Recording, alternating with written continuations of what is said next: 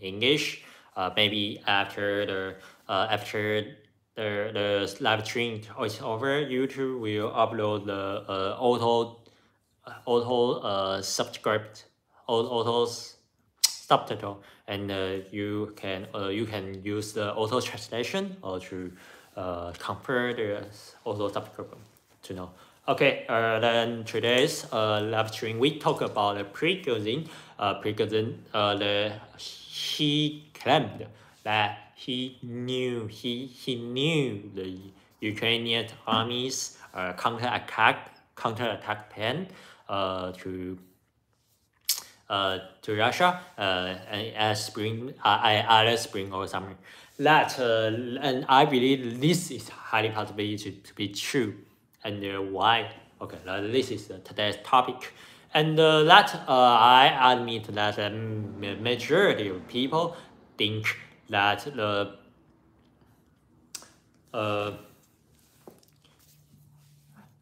think that Prigozhin is just a scam, is just podcast themselves in himself, and he just listed every road the Ukrainian army might attack.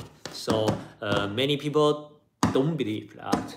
Prigozhin's claim is true. But I have a totally different opinion about it. In my opinion, that Prigozhin is highly possible to that he really got the intelligence where the Ukrainian will have an operation. But the problem is that if he really knew whether he has the if he really knew the Ukrainian plan, can he openly leak the intelligence he has? He can't, right? He can't openly publish that the intelligence that where is the real way the Ukrainian army might attack. So he will listed several rules in order to confuse enemy, confuse the Ukrainian supporters and make them believe, oh, he didn't know it, because that if he only lists about one or two rules, then Ukrainian army will see what he has said. The Ukrainian army will hear what he has said and use the different routes to attack the Russia. So because Ukrainian army still have a way to change the plan, so the Prigozhin is impossible to simply list one or two rules about the possible Ukrainian army's attack. He has to list about 5 to 6 rules where Ukrainian army possible attacks. Because if he lists 5 to 6 rules, that can confuse the Ukrainian army, that make them believe Prigozhin is a lie. Yes, this is true. Okay, so the problem is that Prigozhin lists about 5 to 6 rules is reasonable, but how do we know he is not a liar? He really got the Ukrainian plan. Here is my judgment. But I'm not God, so I may be wrong, but this is my judgment. The concern, the point we should focus on is not where Ukrainian will attack. Is the goal. What is Ukrainian's goal? What does Ukrainian army want? You should focus on this topic. What does Ukrainian armies want? If Prigozhin can describe Ukrainian army's desire very well, that means he is highly possible to get the real plan, because every military plan has one point. Every military plan will describe why do we attack here, why this plan is our strategic goal, what is the benefit if we take over this plan, if we occupy this plan. This is the first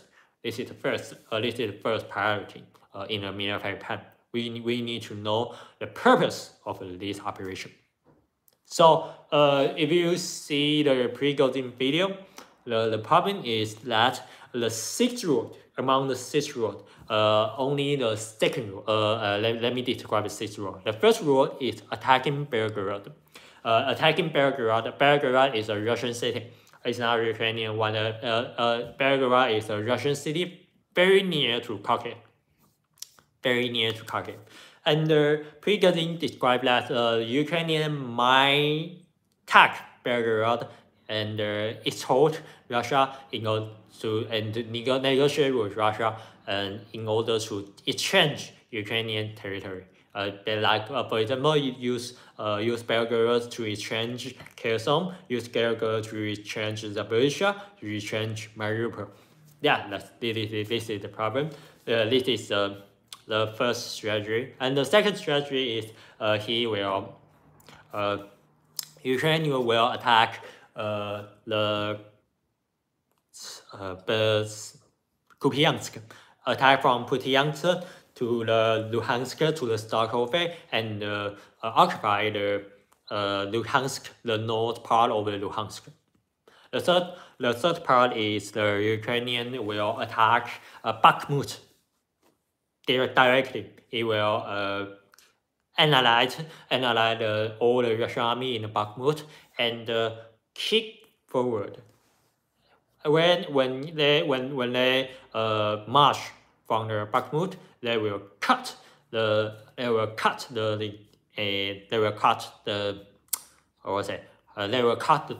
Donbass into two parts.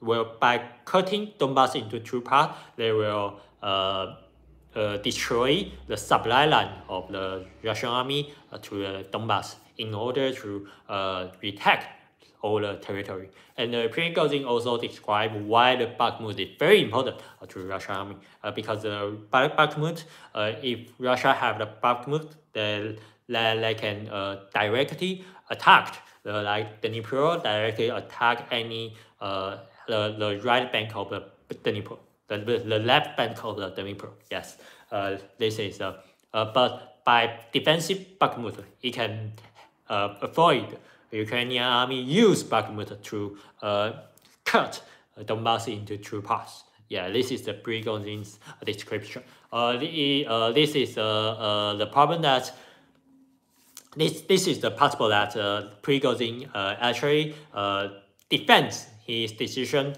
by sending many Wagner soldiers, by sending many sunflower fertilizers into Bakhmut in order to lead. And I have described the value, the strategy value of Bakhmut at January, and that I in the Twitter, not in YouTube study. I don't have much time. But at Twitter, I described that for Russian army, Bakhmut is a defensive.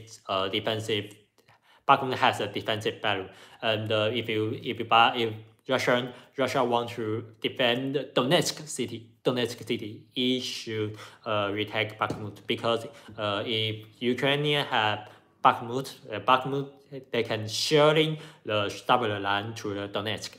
This is a very big threat for Russia to defend Donetsk. This is my point of view about the strategy value of the Bakhmut. And the fourth plan is the Ukrainian will attack by in Zaporizhia to attack retake the Melitopol and the Mariupol. The fifth plan is that the Ukrainian will attack will attack the Kherson. Kherson. Ukrainian will attack Kherson and then march to the Crimea. The sixth plan, Ukrainian will destroy the Crimean bridge and retake Crimea. Prigozhin actually write this sixth road and the last one, Crimea bridge, and he said Ukrainian wants to retake the territory of 1991. This is apparently to be true. So the problem is that every is despite the second plan about the operation via Kupiansk to start over to the north part of Luhansk. Besides this plan, every other plan has a very clear strategic goal. And he described Ukrainians' wish very clearly. So that we need to concern that Prigozhin actually has the intelligence of Ukrainian army because he knew Ukrainian army very much. He knew what did Ukrainian army want. He knew what did Ukrainian army want. So here is the problem. The problem is that why Prigozhin want to publish this video? Because it is if you really know the plan, why do you need to publish? My explanation is that Prigozhin wants to gain more power. The Prigozhin wants to gain more power, but not president. Not president of Russia. There are many news that the Wagner Group has some conflict with the Ministry of Defense in Russia, and but I think this is not a real news because that Wagner Group do now is to help Putin train mobilize the troops from the military of defense in Russia because military of defense in Russia is extremely corrupted. So the Wagner troop, by sending those mobilized soldiers to the Wagner troop, Russia can solve its corruption problem and train those kind of order better. So there are very strong collaboration with Wagner troop and the military defense. Then there are also a rumor that the Prigozhin want to elect the next president of Russia, and I have checked the Russian Telegram. This is partially true. Why this is partially true? Because there indeed some politicians, like some parliament member of the Duma, like Russian parliament member, they have claimed that Prigozhin, do you want to be politics in Russia? Do you want to overthrow Putin? And do you want to replace Putin? They questioned Prigozhin's ambition, and in order to attack him, because Prigozhin is being trusted and being placed in an important role in Russia, the benefits or the interest of the Russian parliament member will be harmed. It will hurt Russian parliament members' interest. So the Russian parliament member has definitely reasons to attack Prigozhin because he is a possible political opponents inside Russia. But Prigozhin, in the video of the Prigozhin's interview, he used many dirty words. He used many slur. He used many swear words. In general, Prigozhin's words are very low educated. He used low educated language to describe the military plan. He used slurs and swear word and something inappropriate sentence to answer the journalist's question. And this is a strong political signal. This is a very strong political signal that Prigozhin has no desire, has no wish, has no eager to get in the politics of Russia. He doesn't want to be a politician. He only wants to be a soldier. This is very strong signal. Why? Because Russia's politics is inherited from the Soviet system. In the Soviet system, all the leaders are elites. All the leaders are high educated persons, except Stalin. All the leaders are very important party, communist party member, and very important, and they have very good educating background. Like Putin is an economist. It graduated from the University of St. Petersburg, and he got his major was the economist. And in the Communist Party, the economist means the Marxism economist. It is the most important department in the whole university. So that due to the diploma of the Putin, so he under his background of KGB, because in the Soviet era, KGB also means elites. KGB is the finest agents in the Soviet army, because the Soviet need to kill every opponent. Right? Okay. So that's by these two backgrounds, Putin is a political genius, like a popular politician inside the Soviet system, and he got the Russian president. He was elected as Russian president very quickly, in nearly 10 years, right? In nearly 10 years. So this is Putin is actually a representative of elite politics, but Prigozhin has shown himself that he is not an elite. He is just a villager.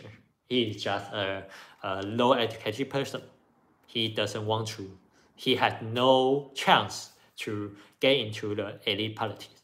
So he can't be the Russian president.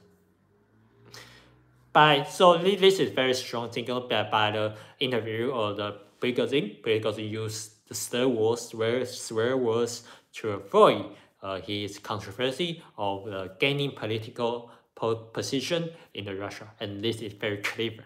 So that's the problem that Prigozhin won't get into the politics. It won't threaten Putin. It won't threaten Putin. He won't threaten Putin. So Putin trusted him very much, and instead, in fact, if you search the Prigozhin's history, personal history, or Prigozhin's bibliography, you will find that, oh yeah, Prigozhin has been trusted by Putin for a very, very long time, for at least 20 years. When Putin created the Wagner Group in 2015, Wagner Group is being used to invade Ukraine and do something Russian army can't do in 2014. Prigozhin is the leader. So actually, Putin trusted Prigozhin very, very much, and Prigozhin has no idea, has no eager to replace Putin, which means he is totally loyal to Putin. So Putin trusted him very much. So that Putin will only give Prigozhin more power instead of suppress him. Prigozhin has no threat to Putin. This is my conclusion. And the second part is Bloomberg has reported that Prigozhin wants to end Wagner Group's action and he wants to make business in Central Africa. And the New York Times reported that the Wagner Group had killed nine Chinese citizens in the Central Africa Republic. And this is something everybody knows. And people say, oh yes, the Wagner Group maybe have a business on the Central Africa. I have searched the data. Yes, Wagner Group has business in Central Africa. It has the right to have the gold. It has the gold business in the Central Africa. It has the right to mining to dig the gold mine in Central Africa. Because Wagner Group helped Central Africa to kill the rebels. Yeah, so that the Wagner Group indeed has the business in Central Africa. This is true. But the problem is that why did Prigozhin really wants to go to the Central Africa? My answer is no. Prigozhin doesn't want to actually go to Central Africa. What he wanted is to ask Putin to plead Prigozhin. Oh, please, Prigozhin, don't go. I will give you more power. Don't go to Central Africa. Don't abandon me. Yes, because now if you describe very clearly, if you watch the map, if you watch the One News, that you will find that Russia indeed needs Wagner troops. Now Wagner troops had more than 80,000 men. Russia needs them. Russia cannot abandon Wagner troops. So that Prigozhin released this information that he wants to go to the Central Africa. It actually that he wants to gain more power. He wants to make Putin to plead him and give him more power, give him more resources, give him more money, give him more soldiers. Yeah, so this is the question. And this strategy has a history. In 1618, during the 13 Years' War, really at 1630, when Gustav II comes in charge, Gustav II represent the Protestant army to attack the Holy Roman Empire. And at that time, Holy Roman Empire had only one man to attack the Gustav II. This guy called Wallenstein. Wallenstein is a mercenary leader inside the Holy Roman Empire. And at that time, Wallenstein also refused, pretended to refuse emperor's request to fight against the Gustav II. He initially he said, "Oh, I wanted to retire. The retired life is good." But then the emperor pleaded Wallenstein. And Wallenstein request emperor. He wanted the highest commander rise of the whole Holy Roman Empire army. And the emperor accept his request and fulfill his wish. The emperor appointed Wallenstein to be the highest commander in the Holy Roman Empire. And by pretending to refuse, Wallenstein gained more power, and actually in 1634, on the Battle of Lutzen, Wallenstein actually killed Gustav II in that battle. And so he actually wiped out the strongest enemy in the Holy Roman Empire, and the problem is that the Holy Roman Empire emperor is an idiot. He is the product of the close relative marriage. Yeah, so he was an idiot. So the emperor killed Valentine. Okay, thank you. The emperor killed Valentine after aftermath. So the French invaded Holy Roman Empire after Valentine's death and win the whole 13 Years' War.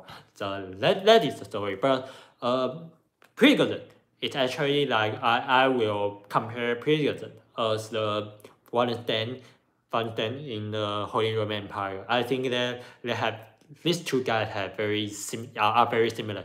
They have very good military talent. They both own the private mercenary group, right? So private mercenary company. So that's the Prigozhin. Actually, I think he will be the biggest threat for Ukraine when Ukraine want to unaware of the Ukrainian history, Ukrainian victory. Prigozhin is actually the biggest obstacle of the Ukraine. This is the guy Ukrainian must wipe out. He's the guy Ukrainian must deal with very seriously. And last we have 3 minutes. What is the most profitable way for Ukraine to invade? My answer is that the most possible way to invade, to counter that Ukraine's Bulgarian touch. Ukraine's counterattack will be highly possible. Attacking Belgorod. Attacking Belgorod is a highly possible. It's a highly possible route for Prigozhin's choice. Why? Because the cost of the attacking Belgorod is extremely low. Really 2 months ago, Ukrainian has sent the Russian battalion group to attack Belgorod's village and claim that we will be the guerrilla everywhere to Russia. Putin, be aware of yourself. We will overthrow you. Yeah, we will. Yes, the Russian battalion group attack one Belgorod village. But where is Russian army? The answer is there's no Russian army. Russian didn't have many guys in the Belgorod. So the problem is that if Ukrainian really want to take Belgorod, that means Ukrainian army will have little loss. It will have nearly no cost to take Belgorod. But for more simply, Ukraine will take Belgorod for free in current situation. So actually, attacking Belgorod is a very wise plan in the Ukrainian among the 6 routes. The Belgorod is the most clever one. And if Ukrainian really retake Belgorod, and the Ukrainian will say, Russia, if you want to get back of the Belgorod, you need to withdraw the Kherson, Zaporizhzhia or Mariupol.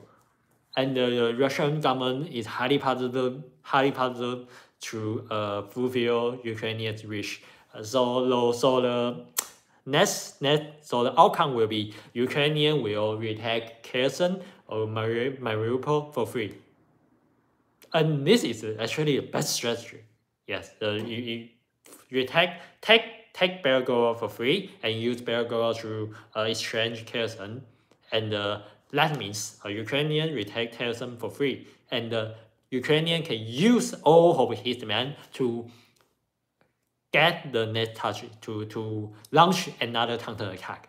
This is a very good plan, actually. So personally, I think that whether no matter big or small, when Ukrainian counterattack, the Belgorod will be a real Kajik, right? Will be a real Kajik. 我看一下，let me see， 聊天室。How about Belarus? Belarus is need a better budget, more valuable rate. Belarus actually doesn't want to attack Ukraine. Do you find any Belarusian attack Ukraine? No, only Russia come to attack Ukraine. Only Russia get into the Belarus territory and attack Ukraine. Why Belarus doesn't want to attack Ukraine? Why? Because Belarus is very essential. It's because that Ukraine is very essential to Belarus. If Ukrainian perish, if Russia take Ukraine, Belarus will be a net target, right? Belarus will be net target. Because Russia, there are three Rus states: Russia, Belarus, and Ukraine. So Russia retake Belarus. The last one is when Russia retake Ukraine. The last one is Belarus. So after, if the Russia can really annex Ukraine, then there will be 100% that Russia will annex Belarus next. So Belarus President Lukashenko actually knew it. So he tried to pretend, oh, I have very good relationship with Putin, but actually he backstabbed Putin from the behind the scene. So the Belarus has sent many volunteer soldiers in the Ukraine, and the Belarus has shared many military intelligence in Ukraine.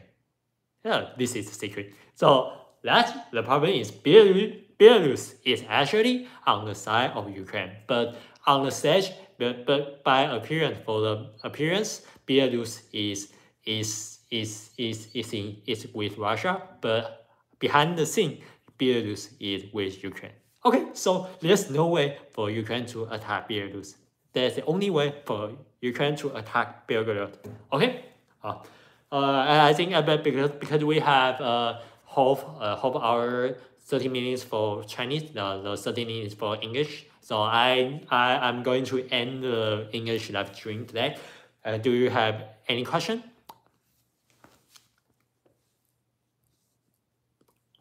If you don't have any question, I will wait 1 minute. I will wait 1 minute. If you don't have any question, I will end the live stream. Yeah.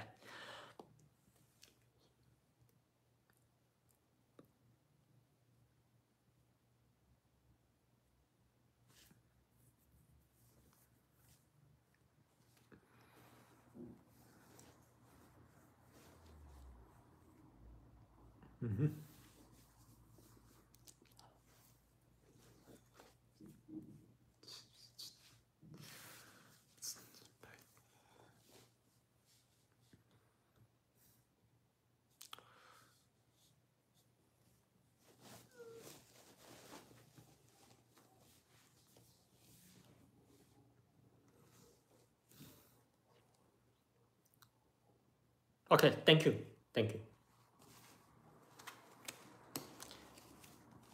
Oh, okay. So there's no other question, and I'm going to end this live stream and see you next week. Bye bye.